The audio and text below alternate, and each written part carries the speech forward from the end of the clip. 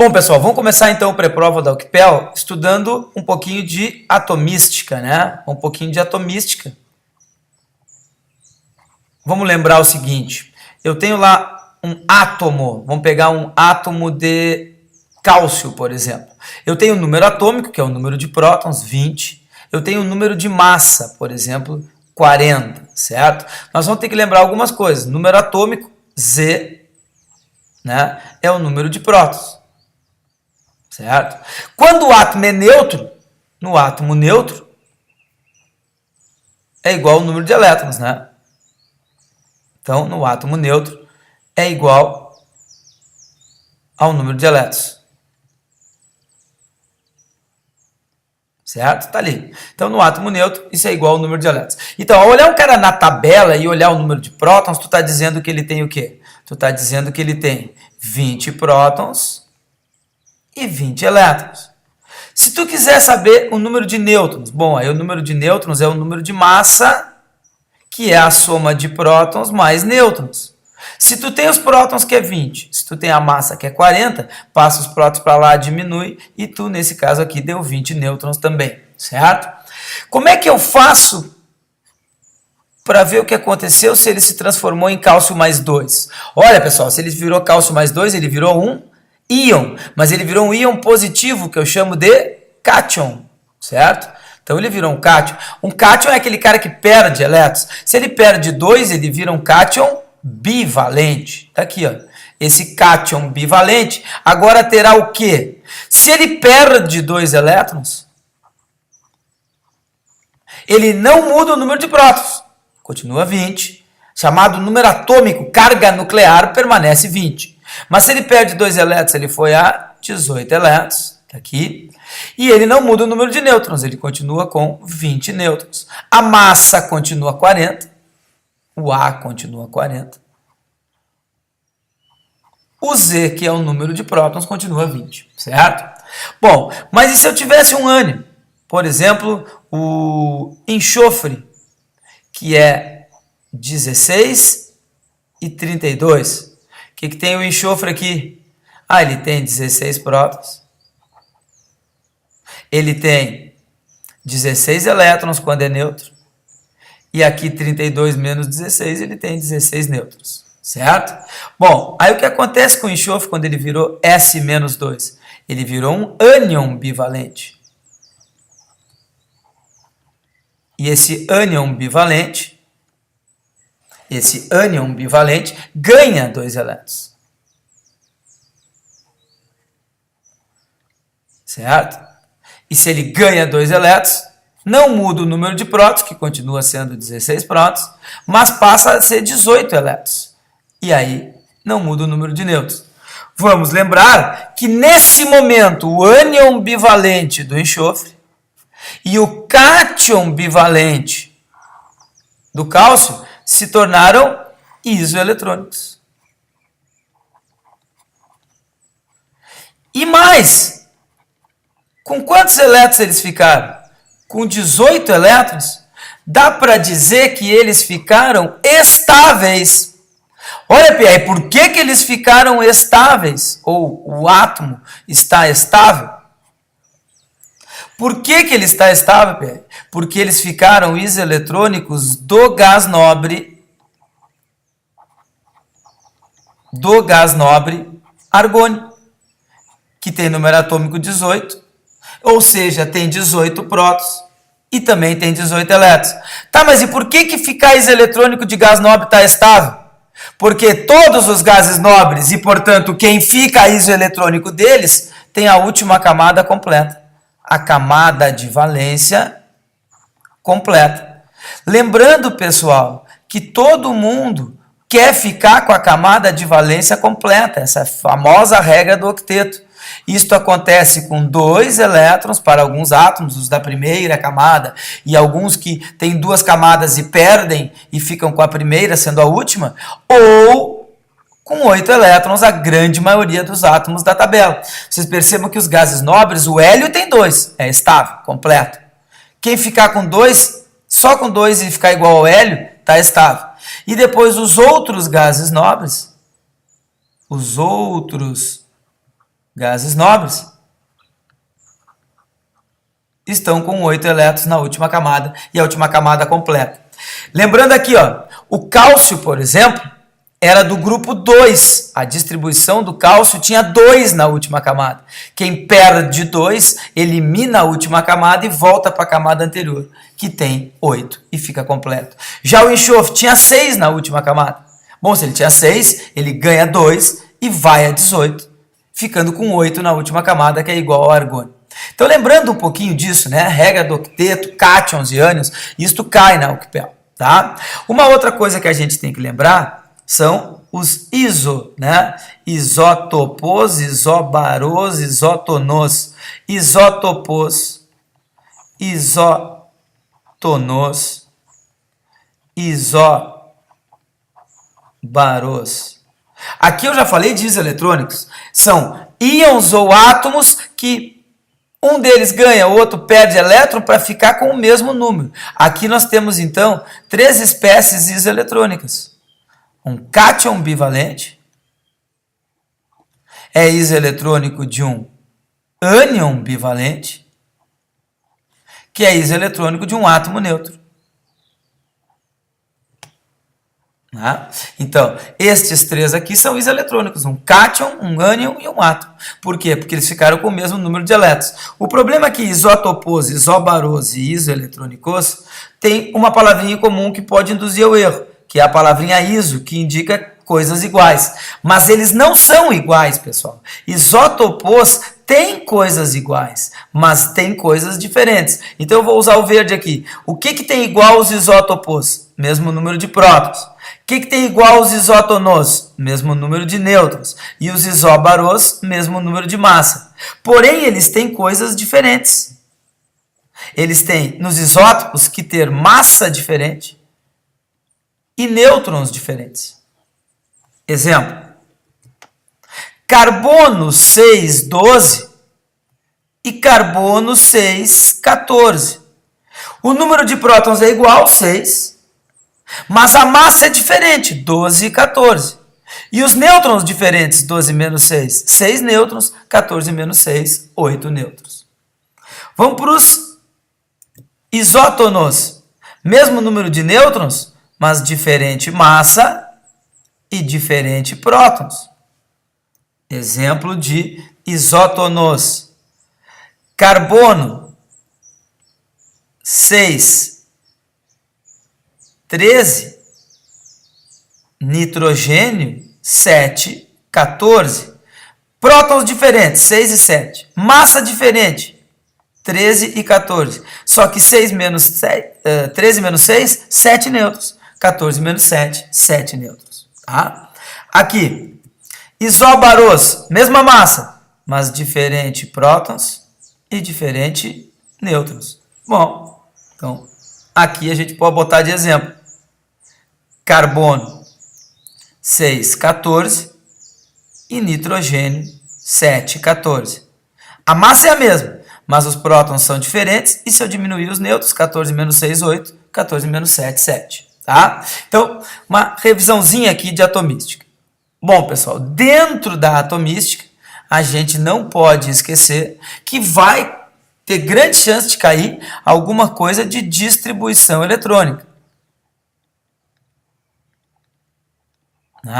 E aí tu pode fazer por Linus Pauling ou pela tabela. O importante é que tu te lembre lá algumas coisas. Se eu quero fazer a distribuição de um átomo neutro, eu vou buscar na tabela. Tipo, o ferro é 26. Como é que faz a distribuição? Seja olhando na tabela, seja por diagrama de Linus Pauling. 1s2, 2s2, 2p6, até aqui, 2, 4, 10 elétrons. Vamos adiante. 3s2, 3p6, 4s2, 3d6. Estou olhando isso aqui no diagrama de Linus Pauling ou pela tabela periódica. Tá? Quem não lembra, que dê uma revisada no diagrama de Linus Pauling ou na distribuição pela tabela. Acho que a essa altura do campeonato é melhor tu olhar na distribuição. pelo Linus Pauling, né? Como é que monta o diagrama de Linus Pauling, tá? Bom, mas o importante para mim aqui é o seguinte. Quando tu tem uma distribuição pronta, tu tem que saber avaliar o quê? O número da frente é a camada. Então, isto aqui é a primeira camada. Isto aqui é a segunda camada. E tudo isto aqui, pessoal, olhem bem, é a terceira camada.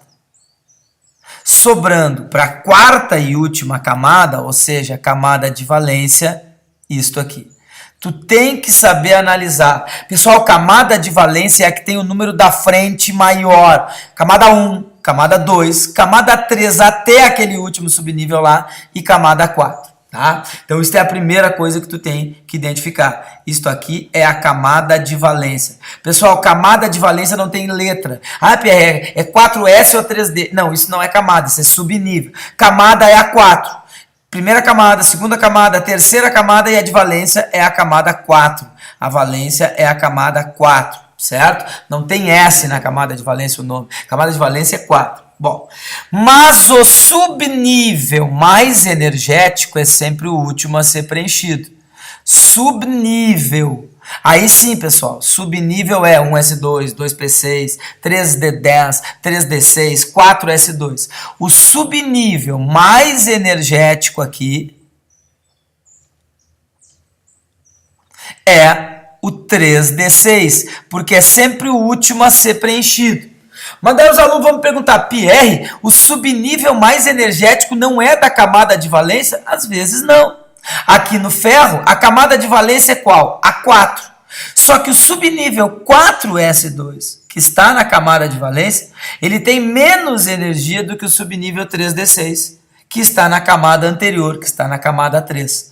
Então, cuidado, pessoal. Se te perguntarem quem é o subnível mais energético, é o último a ser preenchido na distribuição. Camada de valência é aquela que o número da frente é o maior. 4, 5, 3, não interessa. Tá? Então, cuidado com isso. Bom, além disso, ele podia perguntar quantos elétrons tem em cada camada.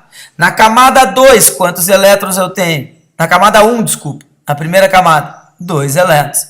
Na camada 2, eu tenho 2 mais 6, eu tenho 8 elétrons. Cuidado agora, na camada 3, 2 mais 6, eu tenho 8. Mas com mais 6, eu tenho 14 elétrons nessa camada.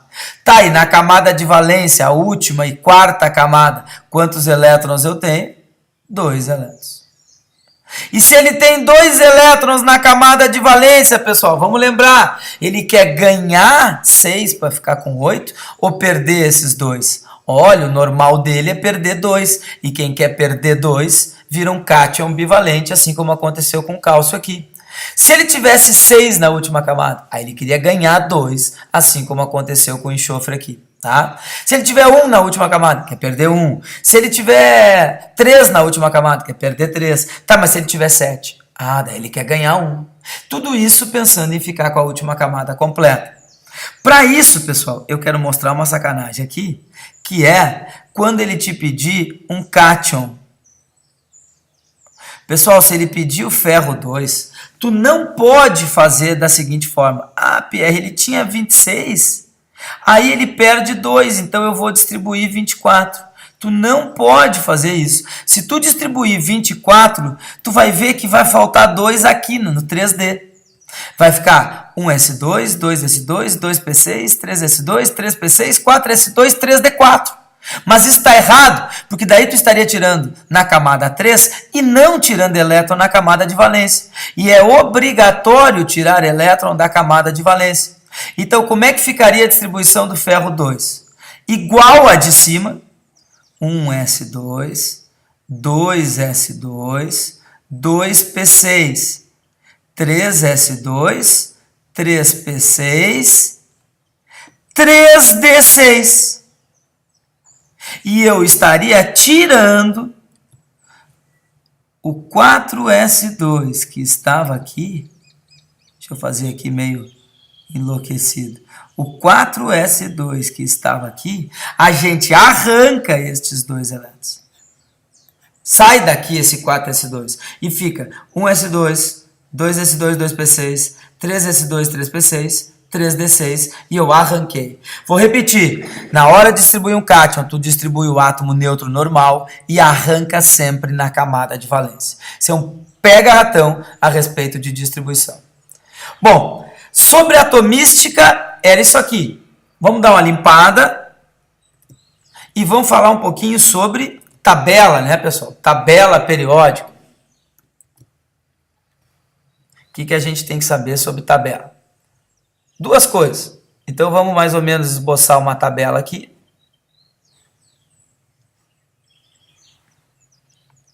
Para a gente brincar, né? A respeito da tabela. O que são importantes itens aqui para discutir sobre a tabela? Tá? Bom, pessoal, primeira coisa que a gente tem que saber. Dividir, né? Gases nobres. Aí aqui tem uma escadinha. Gases nobres, aqui os ametais e aqui os metais. Lembrando que o hidrogênio não é nada, e se o hidrogênio tivesse que escolher, ele é mais parecido com os ametais. Outra coisa, grupo 1, como é que eu chamo? Alcalinos. Grupo 2, como é que eu chamo? Alcalinos terrosos. Grupo 16, calcogênios. Cuidado para não confundir com o 17. Quem são os do 17? Halogênios. Tá? Então, cuidado. Tem que saber isso aqui. Gases nobres, halogênios 17, calcogênios 16, alcalinos e alcalinos terrosos. Aqui no meio, pessoal, no valão, aqui nesse valão que eu estou fazendo aqui, ó, ficam os metais de transição. Transição, já caiu na UCPEL. Todos os metais de transição vão terminar a sua distribuição com o subnível D. D1, D2, D3. Os alcalinos terminam com S1. Os alcalinos terrosos terminam com S2. Aqui, pessoal, os ametais terminam de P1, P2, P3, P4, P5 e P6 nos halogênios. Desculpa, e P5 nos halogênios e P6 nos gases nobres. Tá? Então, P1, P2, P3, P4 e P5 até os halogênios e P6 nos gases nobres. A exceção do hélio. O hélio termina 1s2. Ele só tem esse subnível. Então, recapitulando. Grupo 1 termina sempre em S1, grupo 2 em S2. Os de transição, pessoal, terminam de D1 até D10.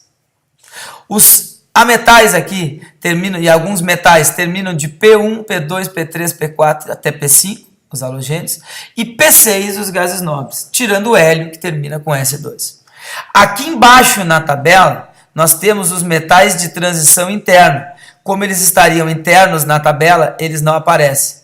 Esses de transição interna,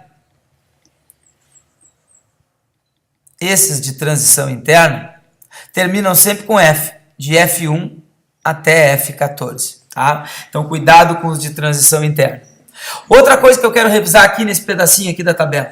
Cara, grupo indica o número de elétrons na última camada. Grupo 1 tem 1. Então, o que quer fazer para ficar com 8? Perder 1, virar cátion monovalente. Grupo 2 tem quanto? 2. O que ele quer fazer? Perder 2 e virar cátion bivalente.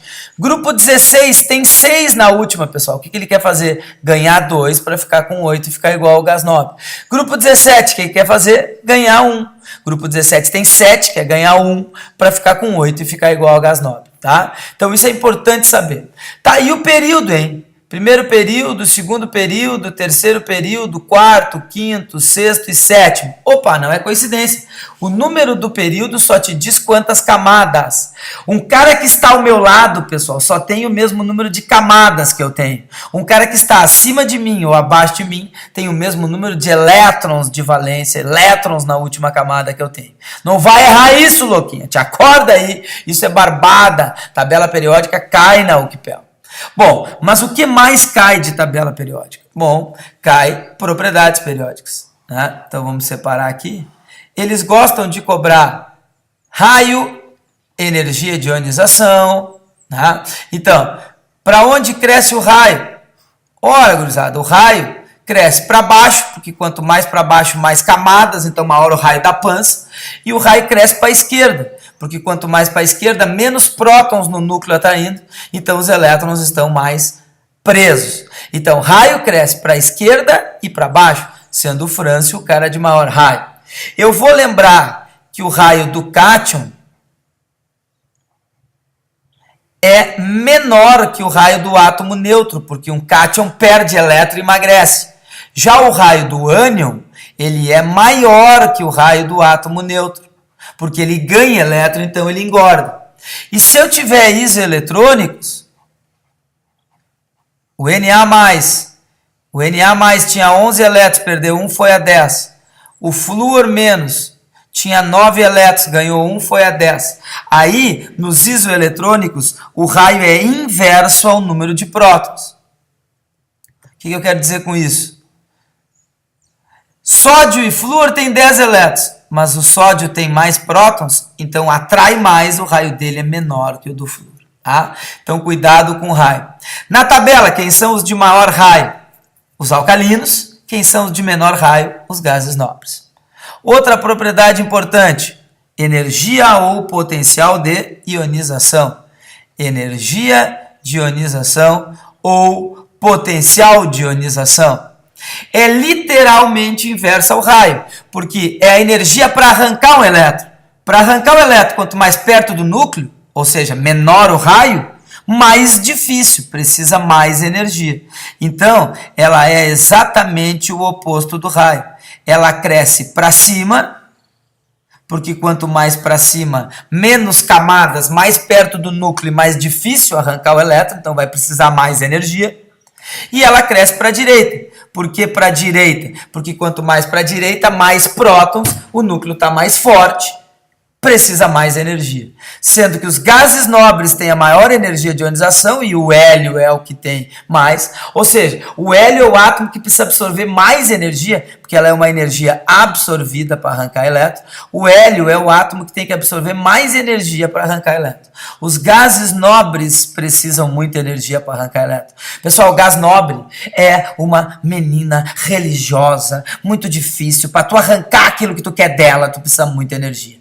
Já os alcalinos, pessoal, o frâncio, a Fran aqui é uma putinha. É fácil arrancar aquilo que tu quer dela. Tu diz oi, ela te dá. É fácil arrancar elétron de alcalino, alcalinos são putas. Então, os gases nobres são religiosas, com pai militar, com cinto de castidade e pepeca costurada. É difícil arrancar elétron de um gás nobre, certo? Bom, aí vem a sacanagem. Isso tudo que eu falei aqui vale só para átomo neutro. Existe alguém que tem energia de ionização maior que o gás nobre? Sim. Um cátion isoeletrônico é um gás nobre, pessoal. Então, vocês imaginam o Na+, que tem 10 elétrons, e o neônio, que tem 10 elétrons. O normal é o gás nobre ter maior energia de ionização. Só que o sódio ele tem os mesmos 10 elétrons do gás nobre, mas ele tem mais prótons. Então, o núcleo está mais forte, os elétrons estão mais perto, o raio está menor. E a energia de ionização do sódio é maior que a do neônio. Repito a sacanagem. Existe alguém com energia de ionização maior do que um gás nobre? Existe. Os cátions isoeletrônicos ao gás nobre. Ok? Bom, então, basicamente sobre propriedade periódica, eu queria lembrar isso. Para não dizer que não falei, vamos botar aqui, ó. Se eu tivesse uma tabelona aqui. Exceção dos gases nobres que não querem ganhar nem perder, quem são os mais eletronegativos? Grupo 17. Cresce para cima e para a direita. A eletronegatividade. Quem são os mais eletropositivos? Ora, eletropositivos é para a esquerda e para baixo. O frâncio é o mais eletropositivo, o flúor é o mais eletronegativo. Depois vem o oxigênio e o nitrogênio. Tá? Então, para que serve saber eletronegatividade? Vontade de ganhar. E eletropositividade, vontade de perder. Para saber como é que eles vão se ligar. Quanto mais eletropositivo e quanto mais eletronegativo, mais iônica a ligação. Né? Então, a ligação mais iônica é frâncio e flúor. Porque o flúor é o que mais quer receber, o frâncio é o que mais quer dar. E aí a ligação fica mais iônica. Tá? Bom, já que estou falando nisso, caíram 2 ou 3 questões envolvendo identificação de ligações. Então eu quero lembrar aqui, junto nessa tela, algumas coisas. Pessoal, ligação iônica. Como é que a gente reconhece ligação iônica? Bom, ligação iônica é metal com ametal. O metal é o elétron positivo, que é dar, o ametal é o elétron negativo, que é receber, ou metal e hidrogênio, onde o hidrogênio faz o papel de ânion. O hidrogênio faz o papel de quem quer receber. Essa ligação vai gerar o cátion, que é o metal, e o ânion, que é o ametal, ou o cátion, que é o metal, e o ânion, que é o hidrogênio. Características da ligação iônica. Ponto de fusão sempre alto. São sempre sólidos à temperatura ambiente. Conduzem corrente em duas situações. Em solução aquosa, quando estão derretidos, quando estão dissolvidos em água, ou então quando estão fundidos, ou seja, derretidos. Composto iônico derretido, fundido, e composto iônico em solução aquosa, conduz corrente. Se ele quiser saber quem é o mais iônico, é sempre nessa diagonal, do frâncio e do flúor. Quanto mais nessa diagonal aqui, maior o caráter iônico, mais forte a ligação iônica. Covalente, pessoal.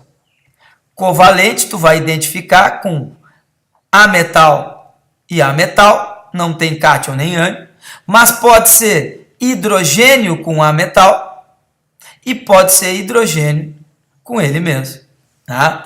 Então, se eu quisesse botar exemplo aqui, iônico, NaCl, CaO, sei lá, KCl, K3P, isso tudo é iônico, tá? Metal e ametal, ou metal e hidrogênio.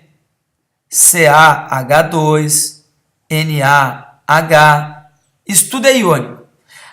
Covalente, ametal com ametal, CO2, CCl4, SO3, e assim vai. Hidrogênio com ametal, água, CH4, HCl, isso tudo, NH3, isso tudo é covalente. E hidrogênio com ele mesmo é H2. Tá, mas e as propriedades da ligação covalente? Pessoal, tem duas. Se formar molécula, o ponto de fusão é baixo e não conduz corrente. Ponto de fusão é baixo e não conduz corrente. Exceção: grafite e ácidos em água. Os ácidos em solução aquosa, não é ácido puro, é ácido em solução aquosa, se ioniza e conduz corrente. Tá? Os ácidos em solução aquosa se ionizam e conduzem corrente. E o grafite também. Tá? Então, cuidado com isso. Ponto de fusão baixo. Só se for ácido conduz corrente. Tá? Ponto de fusão baixo é molécula. Tá? Ponto de fusão alto é iônica. Conduz. Iônica só não conduz no estado sólido. Conduz aquoso e fundido. A covalente, a grande maioria não conduz. Só conduz se forem o grafite ou ácidos em solução aquosa. Metálica, pessoal. Metálica. A maioria dos exemplos de metálica, podem ser ligas ou metais, com ponto de fusão alto. Ponto de fusão alto. E são sempre condutores, inclusive no estado sólido, porque tem elétrons livres. São sempre condutores. E como é que eu identifico? Olha, metal com metal. Metal com metal.